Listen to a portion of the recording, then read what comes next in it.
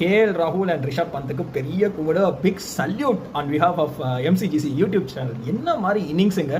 ரிஷப் பந்த் வந்து 90s இருக்கும்போது என்ன பண்ணாங்கன்னா 2 ஸ்பின்னர்ஸ் 2 எண்ட்ல போட்டிருந்தாங்க. ஏன்னா ரிஷப் பந்த் வந்து has a unique record of getting out in 90s 6 times வந்து அவர் 90sல அவுட் ஆயிருக்காரு. ஸோ பஷீர் ஒரு சைடு, அங்கிருந்து ஒரு ஜோர் ஒரு side. But excellent temperament shown by Rishabh Pant. அவர் எதுக்குமே ரூட் ஷாட் போல, ஏரி போல, அவர் ஜோன்ல எந்த பால் வந்தோ நல்லா டேப் பண்ணி ஒரு சிங்கிள் எடுத்து செஞ்சுரி அடிச்சாரு. Very happy for Rishabh Pant. 27 இயர்ஸ்ல வந்து வேற மாதிரி டெம்பரமெண்ட், வேற மாதிரி ஒரு கிளாஸ்ல ஆடுறாரு. கிளாஸ் சொன்னோடனே கேஎல் ராகுல் ஞாபகம் வருது. கேஎல் ராகுல் வாட் அ மேன்ங்க. என்ன ஒரு பேஷன்ஸ். 200 பால் மனுஷன் ஆடினார். ஃபர்ஸ்ட் இன்னிங்ஸ் தேவையில்லாம அவுட் ஆயிட்டாரு.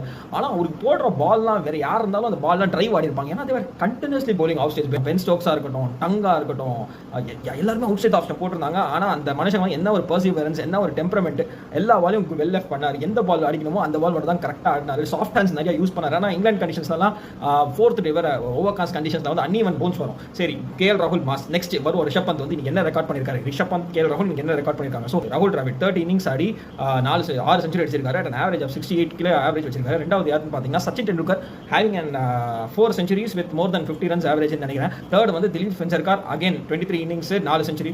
நாலாவது ரிஷப் பந்துங்க 19 இன்னிங்ஸ்ல வந்து தலைமை 4 செஞ்சுரி அடிச்சிருக்காரு. அதுவும் பேக் டு பேக் செஞ்சுரிஸ் வேற மாதிரிங்க Rishabh Pant. Thank you for saving the pride of test cricket.